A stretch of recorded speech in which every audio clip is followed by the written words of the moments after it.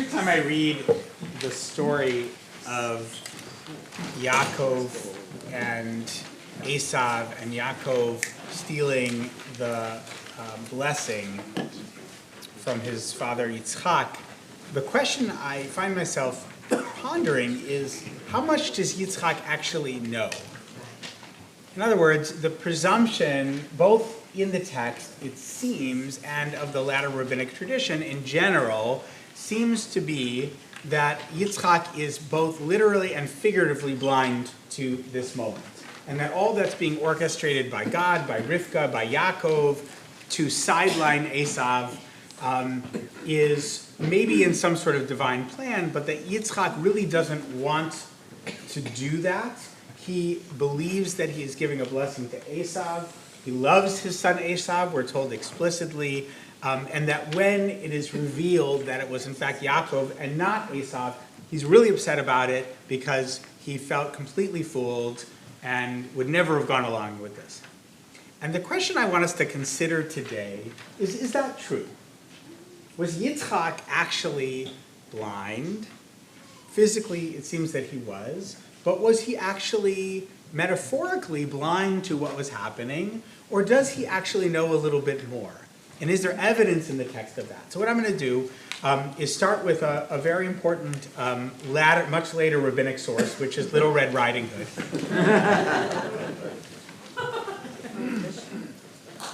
She went to the bed and drew back the curtains. There lay her grandmother, cap pulled low, face shadowed, looking quite odd. "Oh, Grandma, what big ears you have!" "The better to hear you with, my child," came the growling reply. "But, Grandma, what big eyes you have!" "The better to see you with, my dear." "And what big hands you have!" The better to hug you with." "But, Grandma, what a terrible big mouth you have!" "The better to eat you with," roared the wolf, and before she could scream, he sprang from the bed and swallowed Little Red Riding Hood whole. And when I read this story, I think, why didn't she run when she knows the ears? I mean, did we really have to get to this point where Little Red, how thick is she?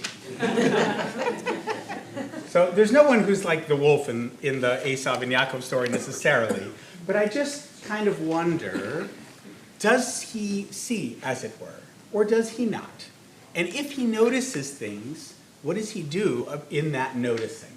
So I'm going to read it aloud, and then we're going to turn to Chavruta, so turn to someone nearby, and consider is there evidence in the text that maybe Yitzchak knows a little bit more than he seems to let on, or than our tradition would presume. Okay, so here's the story. Just listen to it, maybe as if you haven't heard it before, and then we'll discuss for a few minutes what your impression is. When Isaac was old and his eyes were too dim to see, I will say one aside about just this first verse, and then I'm not going to interrupt myself. There's a couple of indicators in the text that this story is not about just the story, not about this moment. It's about other things that have happened to these characters in the past. The Midrashic tradition says that Isaac has lost the ability to see. There's a very powerful, really haunting Midrash that when Yitzchak is on the altar and his father Abraham is about to sacrifice him, the angels in heaven are so horrified by what's about to happen that they cry. And their tears fall from heaven, and those tears fall into the eyes of the boy who's on the altar, Yitzchak, and the reason he goes blind later on in life is because his eyes were touched with these angels' tears. So one, we have a connection perhaps to a traumatic event that happened earlier. And the second thing to notice is that when he calls out Esav, you might think that if Esav is just the villain of the story, he wouldn't say what he's about to say. Because these are the words, it's actually one single word, hineni, right? Here I am, that is said when somebody is called to do a holy task. Okay, so keep that in mind as well.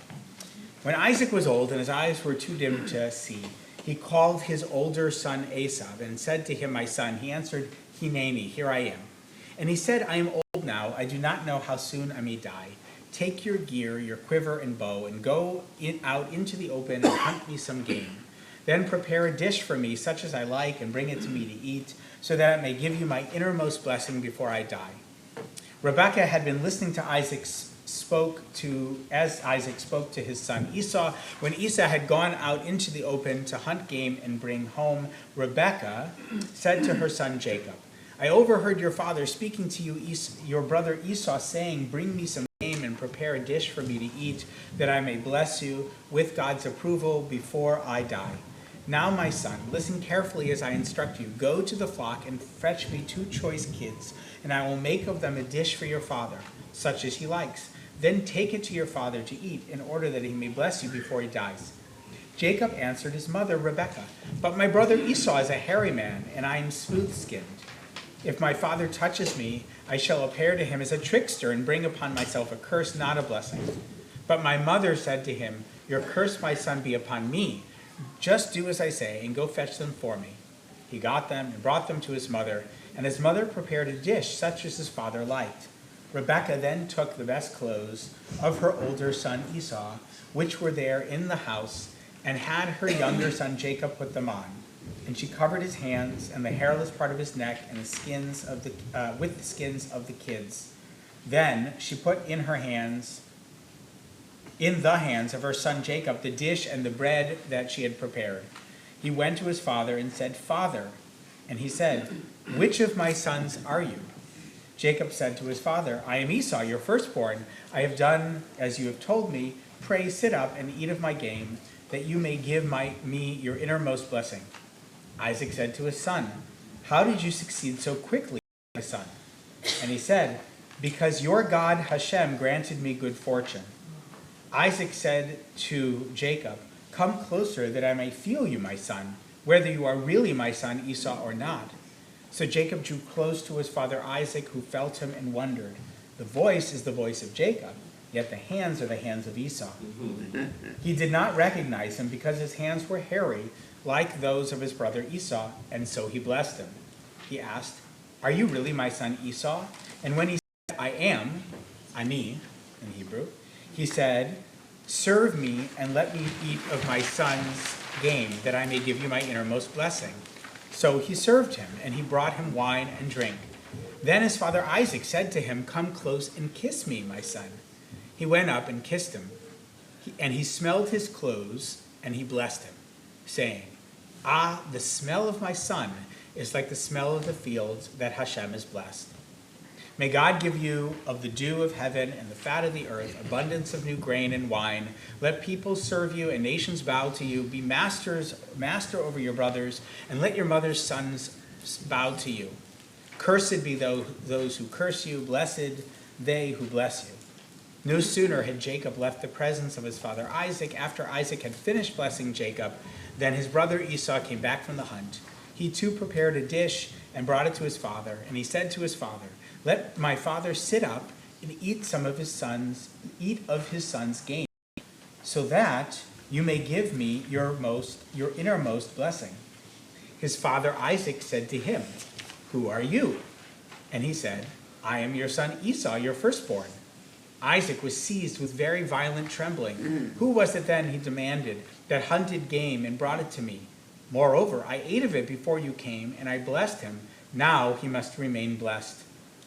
When Esau heard his words, he burst into wild and bitter sobbing, and he said to his father, "Bless me too, father." But he answered, "Your brother came with guile and took away your blessing." Esau said, "Was he then named Jacob, that he might supplant me these 2 times? First, he took away my birthright, and now he's taken away my blessing." And he added, "Have you not reserved a blessing for me?" Isaac answered, saying to Esau, "But I have made him master over you. I have given him all his brothers for servants, and sustained him with grain and wine. What then can I still do for you, my son?"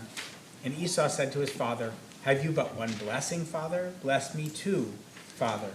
And Esau wept aloud. And his father Isaac answered, saying to him, "See, your abode shall enjoy the fat of the earth and the dew of heaven above. Yet by your sword you shall live, and you shall serve your brother. But when you go restive, you shall break his yoke from your neck." Okay, so that's the story. Let's take 5 minutes in Chavruta, turn to somebody nearby, groups of 2, 3 at the most, and see, is there evidence in the text of what Isaac may or may not have known? And if you were to make an argument that Isaac actually knew more about what was going on than perhaps the tradition understands, why might that be? Why might that be? And if it is true, why does he go through with it the way that he does? Okay, so take some time and you can discuss it. Let's wrap up the discussion and let's see, I'm curious to hear if, what came up in your Chavruta learning? What do you think? Did you see evidence that maybe things were not as they seem? What's your take on this? Yes, Jody and then Sally. All right, I'll share what Bonnie's got many things to offer, so that's good. Well, Bonnie thinks maybe he knew because he would have given, Isaac would have given perhaps a different blessing to Esau than the one he gave to the stand-in. Okay, so the blessing maybe doesn't match the, I'm going to say it right now. So Bonnie's observation, as Amar Jody, Amar, or Amra Jody, Amra Bonnie, that Bonnie said that it maybe the blessing doesn't match the character who receives it. So if Isaac had known it was Esau, maybe Isaac would have given a different blessing than the one that is here. So perhaps there's an indication that the blessing he gave, he kind of knew was actually going to Jacob. Did I get you right? Okay, great. Sally, yeah. So, as Aubrey and I were discussing it, remembered back to Rabbi Kennerat and bring the women to the center. He set this whole thing up, right? And she cooks the stew, right, that Jacob brings. And we're thinking that Isaac would have known the taste of her stew and might have said, if she's in on this, then maybe I should, because he's not very strong, right? So maybe I should go along with this even though I have reservations. Great. People hear that? Yeah. Very interesting. So maybe that Isaac detected in the actual dish that was prepared his wife's cooking a little bit. And since he knew Rivka, and by the way, she didn't say this, but I think also the subtext of this, not only does Isaac love Esav, but who else does Isaac love?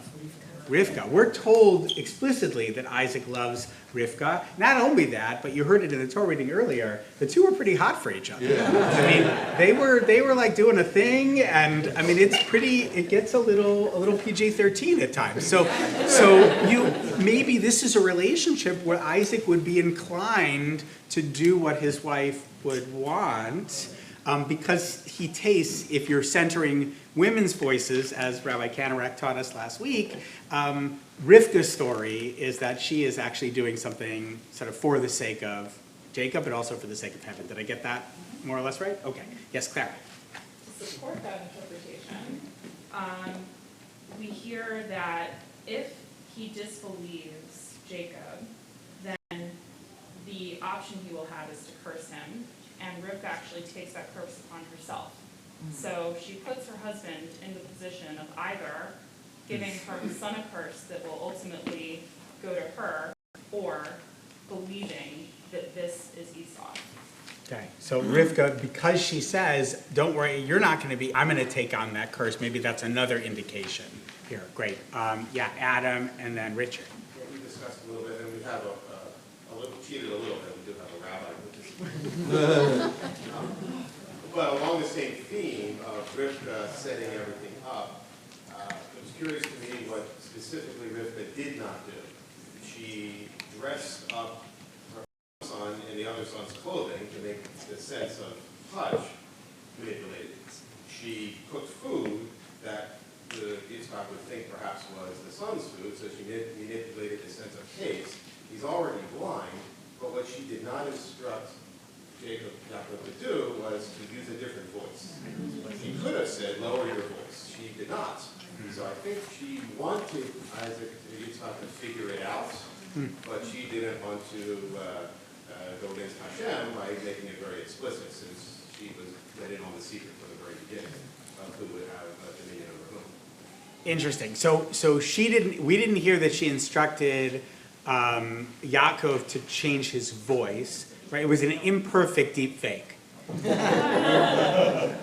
Right? Look, the smell and the touch all work, but not the voice. So maybe there's even a little subtext there that she knows that Isaac is going to know and has faith that he's going to do the right thing or do the proper thing in this moment. Richard, and I think we have time for 2 quick additional comments. Yeah, go ahead. Yep. There are a bunch of lawyers in the room, and we look for remedies. What would be Esau's remedy? I'm sitting here in front of Judge Braverman.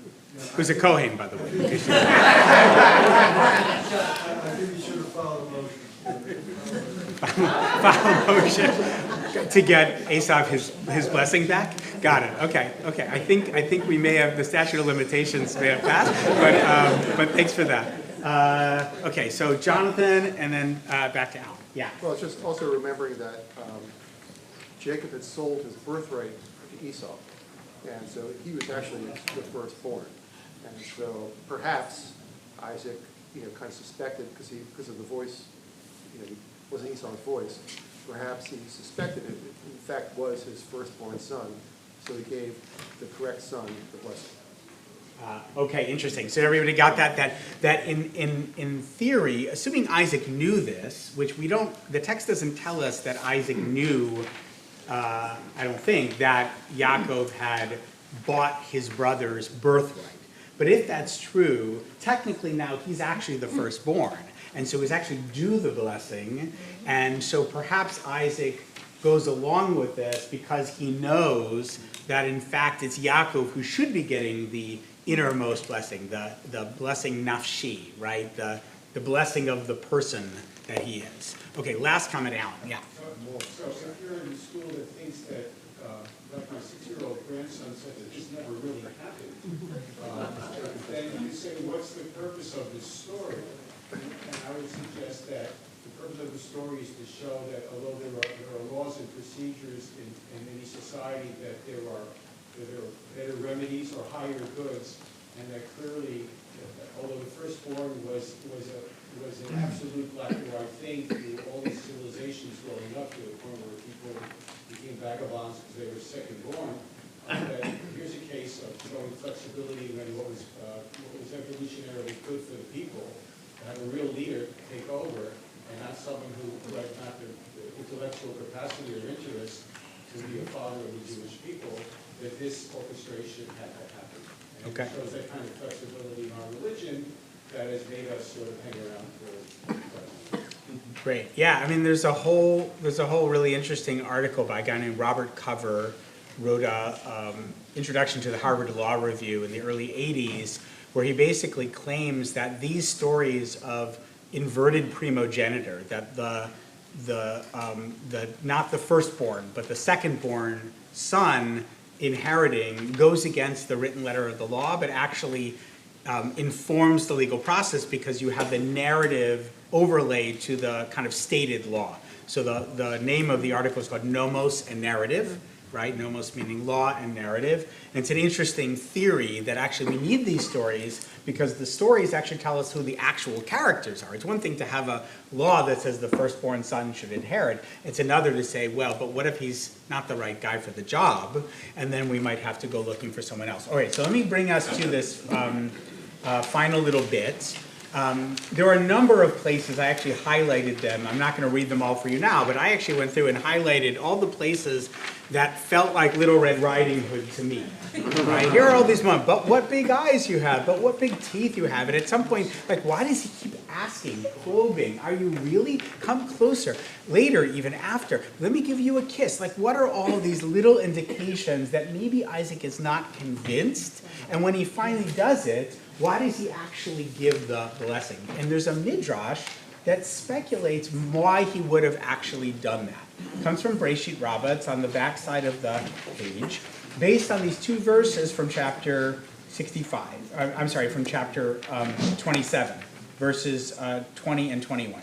Isaac said to his son, how is it that you were so quick to find it, my son? In other words, how did you trap an animal so quickly and slaughter it and bring me back the game? It seems like you were working pretty quickly. It takes a while to hunt.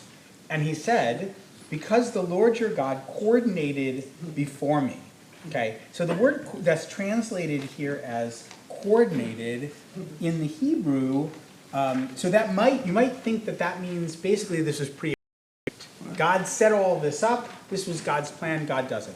In the Hebrew, it's a little less clear. Vayomar ki hikra Adonai lehecha lefanai. The word hikra is related to the word mikre, which means like happenstance. So another way of interpreting that could also be God created the conditions for me to be able to come upon a deer and kill it and bring you the game. But what is interesting about his statement is, what does he say about God? What's the language he used? He says, Adonai Elohecha, your God. Interesting, okay? And then it says, Isaac said to Jacob, please approach that I may feel you, my son. Are you my son Esau or not? Okay, so the Midrash is going to guess here that Isaac really wants to give the blessing to Esau and really knows in his heart of hearts that he shouldn't. But it's hard. It's not that this is all a game. Esau is not somebody who wants to mess with his son Esau. He legitimately loves his son Esau. He's struggling in this moment to do the quote-unquote right thing, because Esau, though he'll go on to do great things, is not the man for this particular role. And so this is what happens. And he said, because the Lord your God coordinated for me or orchestrated it for me or set up the conditions for maybe I could be successful, Rabbi Yochanan said, this is analogous to a raven that brought fire to its nest. I looked this up. It's an Aramaic expression, le'orva de'ite nora al kinei, which I take to mean basically at this point he self-sabotages, right? It's like the raven being fired to the nest. This is the thing that gives him away. When he said, because the Lord your God coordinated it before me, Isaac said, I know that Esau would not mention the name of the Kadosh Baruch Hu. This one mentions. This is not Esau, but Jacob. Okay? So maybe he knows other things. Maybe he knew about the birthright. Maybe he knew his wife's cooking. Maybe a bunch of other things. One other plausible way that he might have known in this moment, finally, that why does the voice sound to Jacob? Because it is Jacob, is because Esau would never talk about God that way. Esau doesn't relate to God in that way. Okay? When Isaac said to Jacob, please approach, that I may feel you, my son, water spilled on Jacob's thighs. What is that a euphemism for? Yeah, he wet himself. Like, he's an older man. Like, he's trembling. He's nervous. He doesn't want to do what he knows he has to do, and he has an accident. And his heart was as soft as wax. The Kadosh Baruch Hu appointed 2 angels for him, one to his right and one to his left, and they were holding his elbow so he would not fall. This is what is written in Isaiah, do not waver, tishta, I am the Lord your God, do not become wax, tishva. So perhaps Isaac, it's not that Isaac is part of the plot. It's not that Isaac is playing games with his son that he loves because he knows he has to go through the motions. Perhaps what's happening is Isaac does know what's happening. He suspects what's happening. In his heart of hearts, he knows what's happening. He doesn't want to do it. But as leaders do sometimes, he does the thing that must be done. And it's hard, and it takes its toll on him, but he goes through with it in the end. All right, we're going to leave it there. Nice learning with everybody. We are at page 100.